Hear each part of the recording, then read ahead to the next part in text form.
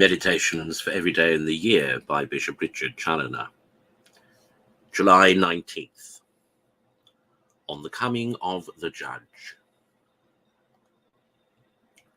Consider first that the dead being risen shall immediately be assembled together from all places to meet the Judge, and this, as 'tis thought, near Jerusalem, in the sight of Mount Olivet and of Mount Calvary, where our Lord heretofore shed his blood for our redemption. Oh, what a sight will it be to behold our redemption! Oh, what a sight will it be to behold here all the children of Adam, an innumerable multitude of all nations, ages, and conditions, standing together, without any distinction now of rich or poor, great or little, master or servant, monarch or subject, excepting only the distinction of good or bad, which shall be wonderful and eternal. Alas, how mean a figure shall an Alexander or a Caesar make at this appearance, or any of those celebrated heroes of antiquity whose very name has made whole nations tremble.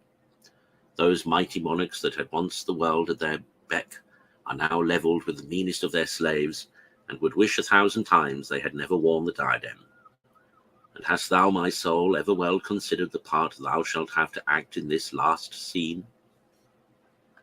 Consider, secondly, how the great Judge shall immediately make his appearance, and every eye shall see him coming down from heaven with great power and majesty, armed with all the terrors of his justice, and surrounded by all his heavenly legions. Oh, how different from his first coming shall this his second appearance be! His first coming was with wonderful meekness and humility, because that was our day in which he came to redeem us by his mercy. But at his second coming it will be his day, in which his justice will revenge upon sinful man the cause of his injured mercy, with a final vengeance once for all. Ah, miserable sinners, how shall you then be able to stand before his face, or bear his wrathful countenance? How shall you then wish to hide your guilty heads, even in the lowest hell, rather than to endure his dreadful appearance? But all in vain. You must stand it out. Consider thirdly, how upon this occasion the royal standard of the cross, the sign of the Son of Man, shall be carried before the Judge, shining more bright than the sun, to the unspeakable comfort of the good, and the intolerable anguish and confusion of the wicked, for having made so little advantage of the inestimable benefit of their redemption.